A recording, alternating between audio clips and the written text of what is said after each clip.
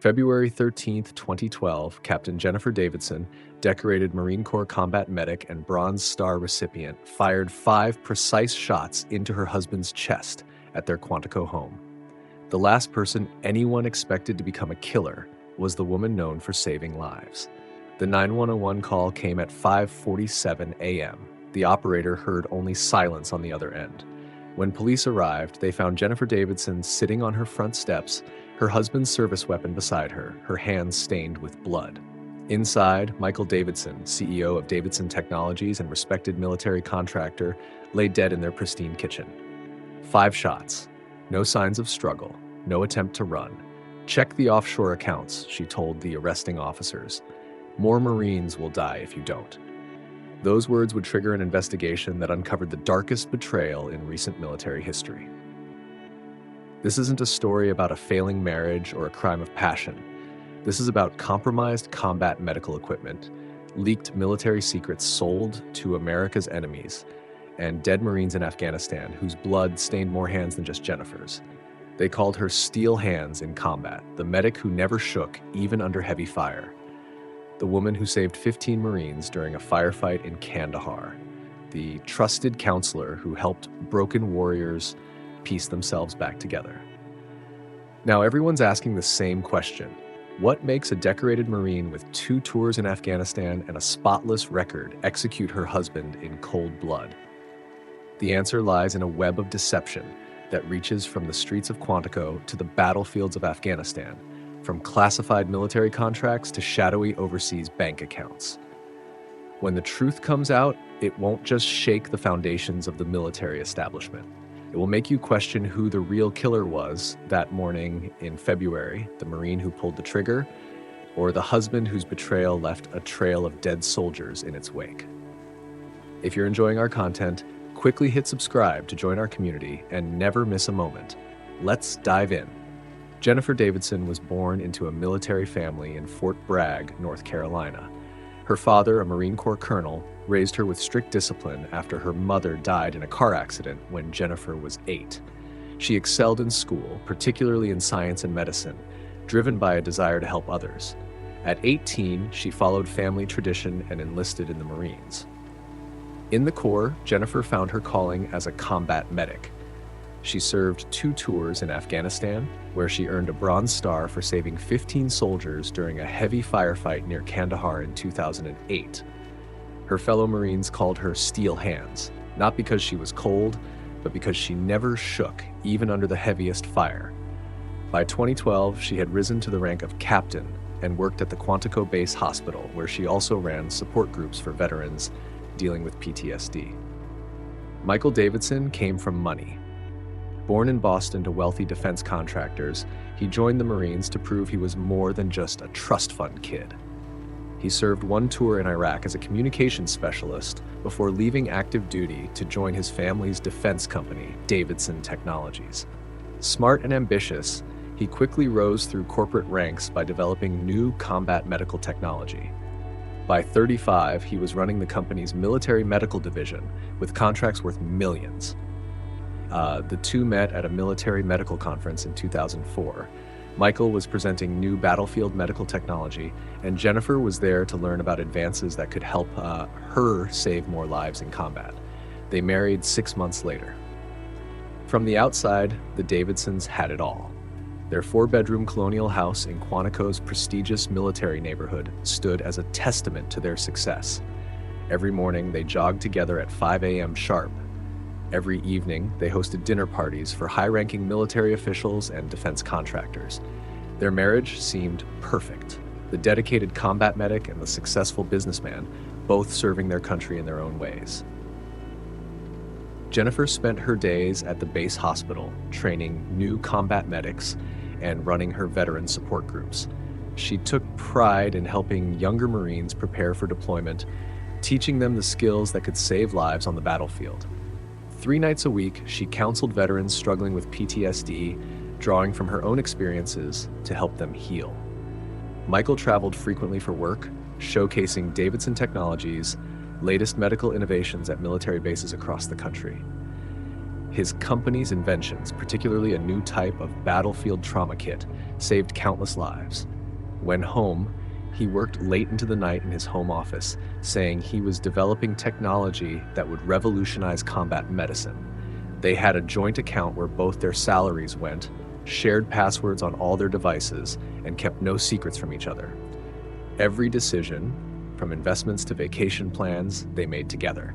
Their friends in the military community called them the power couple of Quantico. But beneath this perfect surface, cracks were forming. Michael's late nights grew longer. His business trips became more frequent. Strange charges appeared on their credit card statements. Phone calls ended abruptly when Jennifer entered the room. Small things at first, so small that Jennifer almost missed them. Almost. These small cracks would begin to split wide open, revealing a truth that would destroy not just their marriage, but potentially the lives of soldiers serving overseas. The changes in Michael Davidson were subtle at first. Throughout September 2011, his late nights at the office became more frequent. His usual 7 p.m. returns turned into 9 p.m., then 10 p.m., then later. The man who once called Jennifer 3 times a day now sent brief texts, "Working late," or "Don't wait up." On October 15, 2011, Jennifer sat alone at their dining room table, staring at the cold pasta she'd made for their anniversary dinner. Michael had called an hour earlier about an emergency meeting. Jennifer might have believed him, except for the sound of clinking glasses and a woman's laughter in the background before he hung up. That night, while loading his laundry, Jennifer found the receipt. Le Diplomat, Washington, D.C., $347. The date, October 10th. The same night, Michael claimed he was at Norfolk Military Base. Her hands shook as she read the itemized bill. 2 glasses of champagne, Moss 2 filet mignons, 1 chocolate souffle for 2. Jennifer didn't sleep that night. The next morning, she logged into their joint account, something she hadn't done in months since Michael took over managing their finances. The transactions told a story. Hotel reservations at the Four Seasons Georgetown, a $2,500 charge at Tiffany's, weekend getaways to New York City during supposed military base inspections. Michael had changed in other ways, too. The man who once shared everything now guarded his phone like a classified document. His laptop required new passwords. He took business calls in the backyard, speaking in hushed tones. A new safe appeared in his office.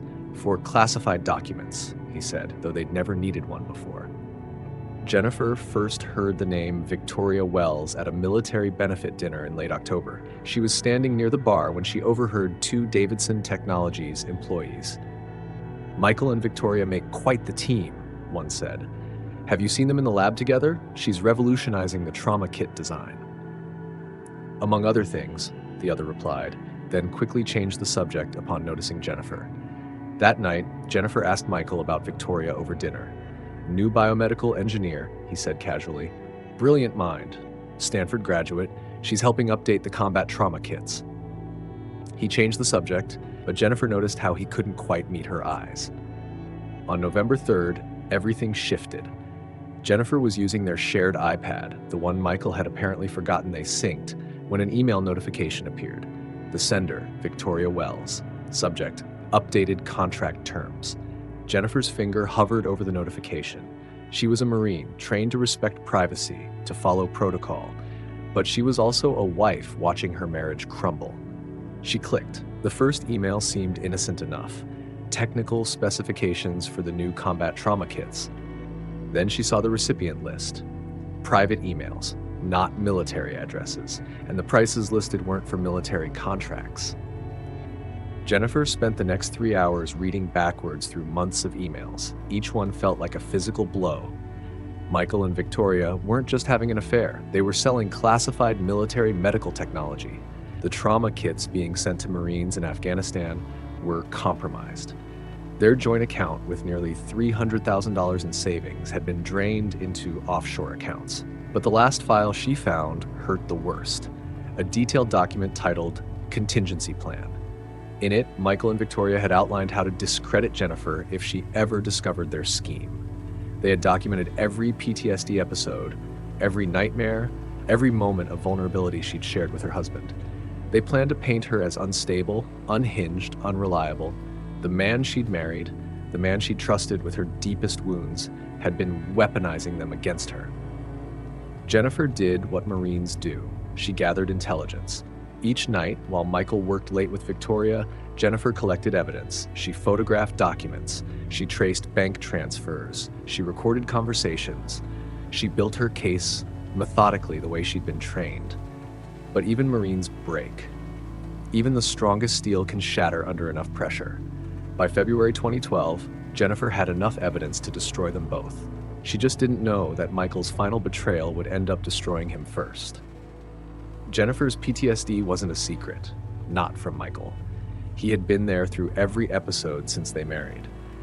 During her second tour in Afghanistan, Jennifer had lost 6 Marines in a massive explosion while trying to evacuate wounded soldiers. She saved 15 others that day, earning her Bronze Star, but the faces of those she couldn't save haunted her sleep. Michael knew about the nightmares. He held her through them, the ones where she still smelled burning flesh, where she heard the screams of dying Marines. He knew about the panic attacks that came when helicopters flew too low over their house. He was there when sudden noises made her drop to the ground, combat instincts taking over. Every Tuesday night, Jennifer led support groups for veterans, sharing her own struggles to help others heal. Michael had encouraged this work. He sat through countless nights listening to her worry about her veterans, about their pain, their confessions, their trust in her. These sessions were sacred, confidential spaces where broken warriors could piece themselves back together. Jennifer sat in Michael's home office, reading through his betrayal. The file on his computer was methodically organized. October 15, 2009, subject, J. Davidson. Experienced severe night terrors, screamed names of deceased Marines, required sedation. March 22, 2010, subject displayed extreme reaction to fireworks, hid under dining room table, potential sign of deteriorating mental state. September 11, 2011, subject's veteran support group recording attached. Multiple participants admitted to violent thoughts, substance abuse, potential leverage material. He had recorded everything, every vulnerable moment, every cry in the night, every confession from her support group, all carefully documented, ready to be used against her and the veterans who trusted her. Jennifer waited until 11 p.m. when Michael came home. She heard him in the kitchen, pouring his usual nightcap, Macallan 18, neat, the same whiskey they'd shared on their wedding night. Late meeting with Victoria? Jennifer asked, stepping into the kitchen. Michael didn't turn around. Just work stuff. You should be sleeping. Hard to sleep lately. Keep having nightmares. Jennifer watched him stiffen slightly. You remember my nightmares, don't you, Michael? You documented them so carefully. The whiskey glass stopped halfway to his lips. What are you talking about? September 11th, 2011. I had a nightmare about Peterson, the Marine who died in my arms near Kandahar. You held me that night, told me it wasn't my fault. Jennifer's voice remained steady. Then you went to your office and wrote a detailed report about my deteriorating mental state. Michael turned slowly. His face showed nothing, but his knuckles were white around the whiskey glass. You've been in my computer. Like you've been recording my support groups? Those veterans trusted me, trusted us. They're trying to heal. Jen, you're not thinking clearly. Don't. Jennifer's voice cracked slightly. Don't you dare try to gaslight me. Not after what I found. The recordings, the notes, the offshore accounts. She pulled out her phone. Want to explain why you're selling our combat trauma kit specifications to private buyers. Michael's face changed. The caring husband vanished, replaced by someone Jennifer didn't recognize. He set down his whiskey and smiled, a cold, calculating smile that chilled her more than any confession. You really want to do this now? He asked quietly. Think carefully, Jennifer. Who do you think they'll believe? The decorated war hero whose PTSD makes her paranoid and unstable, or the concerned husband trying to protect his wife from herself? I have proof. You have nothing, Michael cut in, except a documented history of mental illness, unauthorized access to classified materials, and a growing persecution complex. Victoria warned me this might happen, that the pressure of your work, your guilt, your trauma, it could make you snap. He stepped closer, still smiling. Did you really think I married you for love? A broken Marine with daddy issues and enough baggage to sink a carrier group? You were my access, Jennifer. Your security clearance, your military connections, that's what I needed. Victoria, she's my future. Jennifer felt the room spin. 7 years of marriage, 7 years of trust.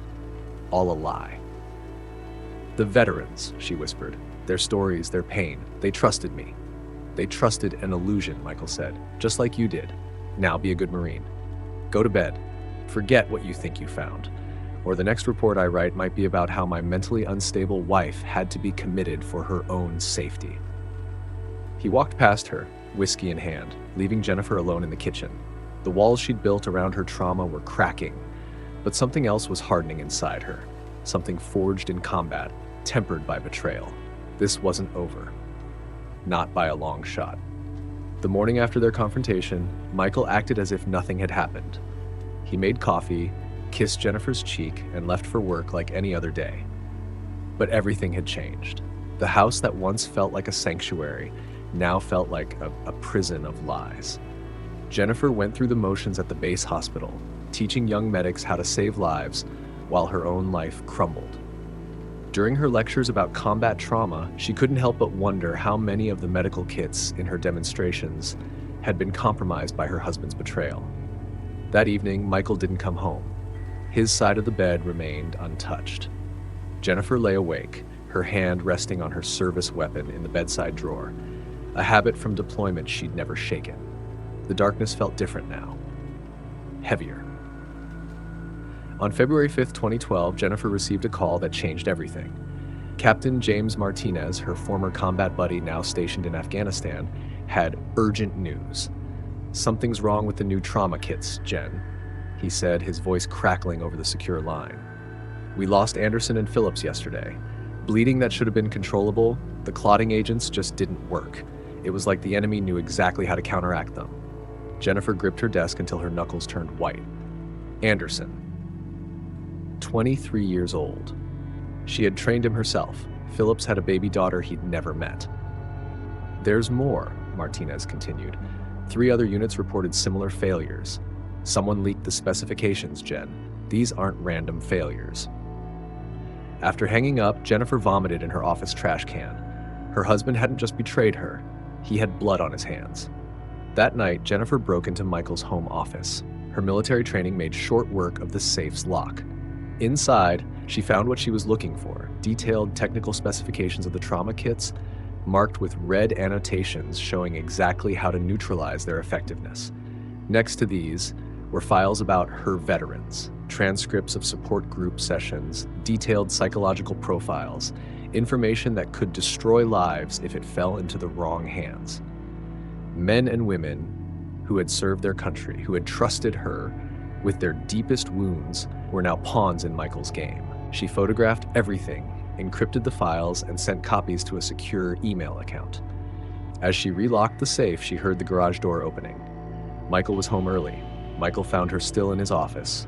The smell of expensive perfume clung to his collar and his tie was loose. "Doing some late-night reading?" he asked, leaning against the doorframe.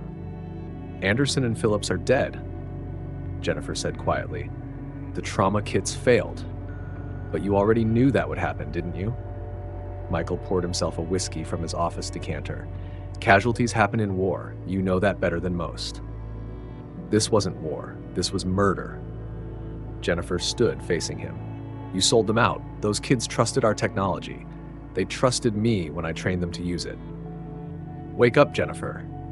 Michael's calm facade cracked. "You think your precious Corp cares about those kids? It's all business. Victoria and I are just better at playing the game." "Where is she now?" Jennifer asked. "Your partner in crime?" "Safe, unlike you." Michael's voice turned cold. "I warned you to let this go.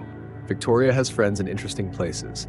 One call from me and every dirty secret from your support groups gets leaked. How many careers would that destroy? How many families?" He stepped closer, whiskey on his breath. "How many of your broken soldiers would survive having their confessions made public?" Jennifer felt the familiar tightness in her chest, the start of a panic attack. But underneath the panic was something else, a rage she hadn't felt since her last firefight. "One more thing," Michael added, smirking. "I filed a report today about my concerns for my wife's mental health, how her PTSD makes her paranoid, delusional, how she's been accessing classified files, making wild accusations.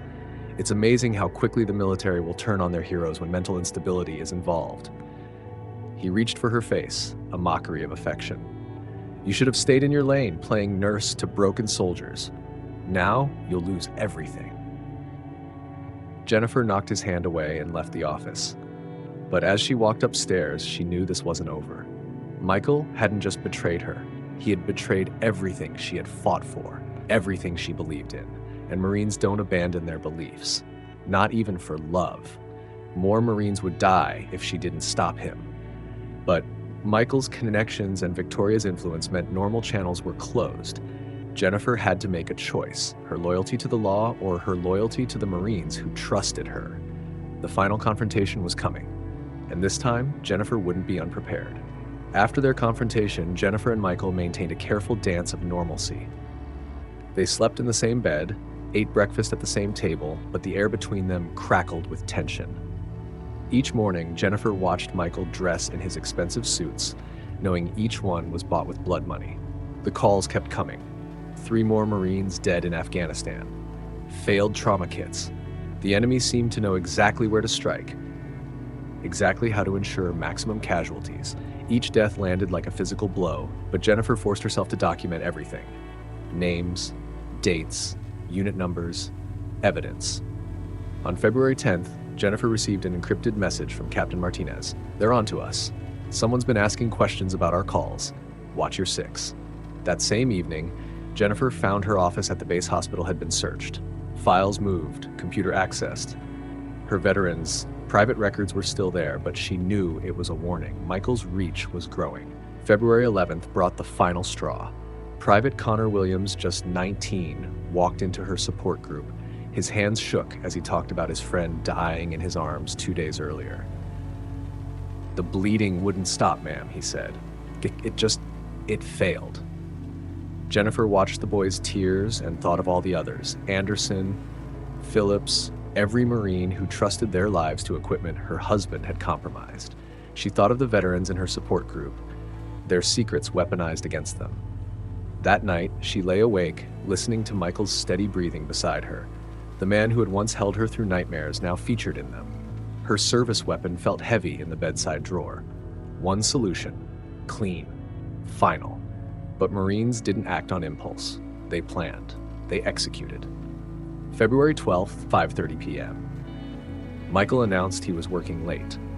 Jennifer tracked his phone to Le Diplomat, the same restaurant from the receipt months ago. Through the window, she watched him and Victoria celebrate with champagne. They were laughing. Marines were dying, and they were laughing. She followed them to the Four Seasons Georgetown, watched them disappear into the elevator. She had all the evidence now, the technical specifications, the bank transfers, the compromised equipment designs. Tomorrow, she would take everything to her commanding officer, let justice handle it. But at 11:47 p.m., her encrypted email account pinged. Michael had sent the first wave of support group transcripts to media outlets. Consider this a preview, his message read. Back off, or tomorrow everyone learns just how broken your soldiers really are. Jennifer drove home in a daze. The faces of her veterans flashed through her mind. Private Williams, barely more than a boy. Martinez, trying to warn her. Anderson and Phillips, dead because of faulty equipment. All the others who had trusted her with their deepest wounds, now about to be exposed. She sat in her dark kitchen until 5 a.m. when she heard Michael's key in the lock. He stumbled slightly, still drunk from his celebration. He didn't see her at first, heading straight for his office. Long night? Jennifer's voice was steady. Michael froze, then smiled that cold smile she'd grown to hate. You got my message then? Tomorrow's headlines should be interesting. You'd really do it? Destroy them all just to keep your secret? Oh, honey, he laughed. I already did it. The files are set to release automatically in 6 hours. Nothing you can do now except watch it burn. Jennifer stood slowly. 7 years of marriage, 2 tours in Afghanistan, 15 soldiers saved in Kandahar, countless veterans trusted with their deepest pain. Every moment, every memory, every mission had led to this choice. You're right, she said quietly. There's nothing I can do. For them. The service weapon felt familiar in her hands. The first shot took him by surprise. The second caught him as he tried to speak. The third and fourth ensured he would never hurt another Marine. The fifth was for her, for every nightmare he'd documented, every vulnerability he'd exploited, every moment of love that had been a lie. At 5:47 a.m. on February 13, 2012, Jennifer Davidson sat on her front steps and waited for the sirens. Her hands were steady, steel hands, they used to call her. She had failed to protect her Marines from her husband's betrayal, but she had ensured he would never betray anyone again. The sun was rising over Quantico as the police cars approached. Jennifer watched them come, remembering the morning light in Kandahar, the way it made everything look clean and new, even after the darkest night. Some wounds, she knew, never heal. Some battles can't be won. But Marines don't abandon their own, not even when the cost is everything. The first responders found a scene that didn't match their expectations. No signs of struggle, no chaos, just a decorated Marine captain sitting calmly on her front steps and her husband's body cooling on their kitchen floor. 5 shots, each one placed with surgical precision. This wasn't a crime of passion, it was an execution. Detective Ava Lucas had seen her share of domestic homicides in her 15 years with Quantico police, but something felt different here. The suspect didn't cry, didn't rage, didn't try to claim self-defense. Jennifer Davidson sat in the interrogation room like she was conducting a mission debrief. "You understand your rights, Captain Davidson?" Lucas asked. "Yes, ma'am. I also understand that in approximately..." Jennifer checked the clock. 2 hours. Several media outlets will receive confidential medical information about veterans in my support group. I need to speak with NCIS immediately. Lucas had dealt with military cases before. She knew the jurisdictional dance, but she'd never had a suspect more concerned about a data leak than their own murder charge. NCIS Special Agent Marcus Torres arrived within the hour. His team had already been investigating irregularities with Davidson Technologies' military contracts. Michael Davidson's death had just blown the case wide open. "Walk me through it, Captain," Torres said, sitting across from Jennifer. The recording device blinked between them. Jennifer's statement was detailed, precise. Dates, times, bank account numbers, technical specifications. She described how Michael and Victoria Wells had systematically compromised military medical equipment, leading to the deaths of at least 5 Marines in Afghanistan. "Everything you need is in my encrypted email account," she explained, providing the credentials, including Michael's plans to release confidential information about veterans suffering from PTSD. Torres's team moved fast. Within hours, they had frozen Davidson Technologies' accounts and issued a warrant for Victoria Wells. But she was already gone. Her apartment cleaned out, her phone disconnected. The offshore accounts Jennifer had discovered were empty. By nightfall, the story broke. Decorated Marine murders husband. Love triangle turns deadly at Quantico. Military marriage ends in bloodshed. The headlines screamed scandal but missed the deeper betrayal. Then the second wave hit. Military contractor linked to combat deaths. Davidson Technologies under investigation for treason. Compromised medical equipment led to Marine casualties. Jennifer's face appeared alongside Michael's in split-screen news coverage. Hero and villain roles shifting depending on the network. February 14th, 2012. Valentine's Day. The day Jennifer's support group was scheduled to meet. Instead of their usual room at the base hospital, dozens of veterans gathered outside the Quantico Police Department. Private Connor Williams spoke to reporters, his young face determined. "Captain Davidson saved our lives, not just in combat, but here at home. She protected our trust when her husband tried to exploit it." Captain Martinez, who had flown in from Afghanistan, stood with his unit. 5 good Marines died because of compromised equipment. Captain Davidson did what we trained to do, eliminate threats to American servicemen. As February turned to March, the case grew more complex. NCIS uncovered a web of international buyers for the compromised medical specifications. Victoria Wells' trail led to accounts in Moscow, Beijing, and Tehran. Michael Davidson hadn't just been selling secrets, he'd been arming America's enemies with ways to ensure American casualties. Detective Lucas's initial homicide case had evolved into something far larger. Her interviews with Jennifer now included CIA analysts and military intelligence officers. They weren't just investigating a murder, they were unraveling a conspiracy that reached into the highest levels of military contracting.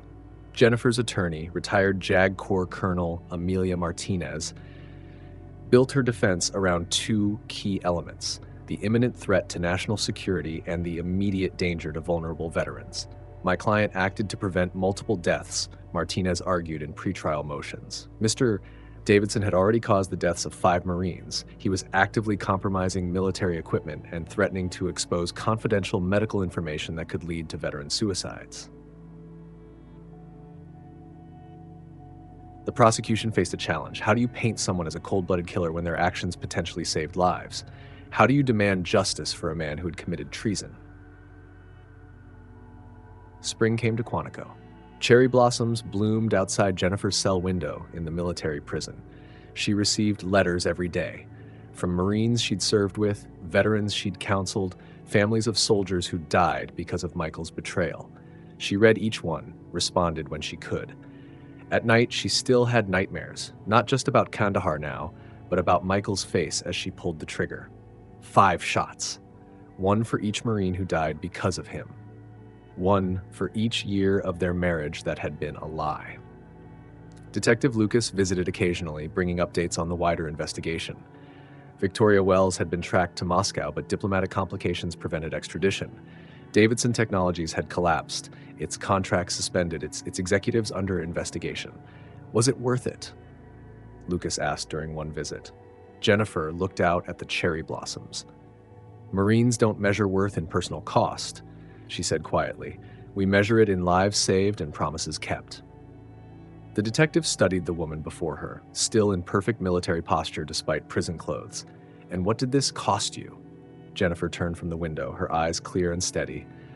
Everything, she said, and nothing, because some promises are worth any price. The trial would begin in summer.